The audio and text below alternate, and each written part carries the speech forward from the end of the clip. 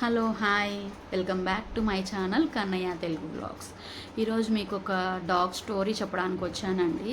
ఇక్కడ కనిపిస్తుంది కదా ఈ డాగ్, ఇది మా దగ్గరికి 2 years క్రితం వచ్చిందండి. దీని పేరు వచ్చేసరికి రాము. దీనికి ఒక స్టోరీ ఉండిందండి. అదేంటంటే ఇది 2 years క్రితము మా దగ్గరకి వచ్చిందనమాట. అంటే మా దగ్గర కంటే మా ఏరియాలో ఎవరో దీన్ని తీసుకొచ్చేసి వదిలిపెట్టి వెళ్ళిపోయారనమాట.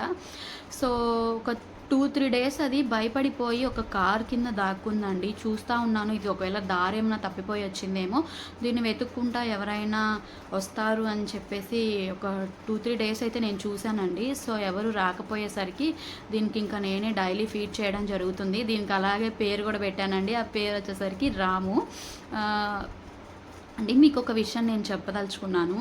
ఎవరైతే డాగ్ని పెంచుకోవాలని అనుకుంటున్నారో వాళ్ళకు ఒక నా హంబల్ రిక్వెస్ట్ అండి. మీరు డాగ్ని పెంచుకోవాలనుకున్నప్పుడు దాన్ని లైఫ్ టైం, అంటే దాన్ని లైఫ్ స్పాన్ ఉన్నంత వరకు పెంచుకోవడానికి ఫిక్స్ అయ్యి దాన్ని డాగ్ని అనేది తీసుకొచ్చుకోండి. లేకుండా ఎవరో చిన్నప్పుడు బాగుంది కదా, చబ్బీగా ఉంది కదా అని తీసుకొని వచ్చుకొని మీ పిల్లలు పెద్దవాళ్ళు అయిపోయిన తర్వాత దాన్ని స్ట్రీట్ డాగ్ కింద వదిలేయడం అనేది కరెక్ట్ కాదండి. ఎందుకంటే అది చిన్నప్పటి నుండి మనమే దాని ఫ్యామిలీ అని చెప్పేసి అది ఫీల్ అయ్యి దానికి వేరే ప్రపంచం తెలీదు.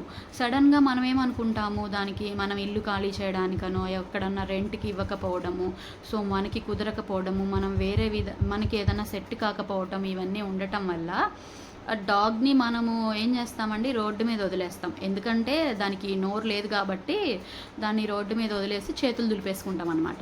సో దయచేసి ఒక్క విషయం గుర్తుపెట్టుకోండి, మీరు డాగ్ని పెంచుకోవాలి అనుకున్నప్పుడు దాని లైఫ్ స్పాన్ పూర్తిగా ఉన్నప్పుడు మాత్రమే దాన్ని పెంచుకోండి. దయచేసి మీ అవసరం అయిపోయిన తర్వాత దాన్ని వదిలేయొద్దని చెప్పేసి నేను మనస్ఫూర్తిగా కోరుకుంటున్నానండి. Thank you.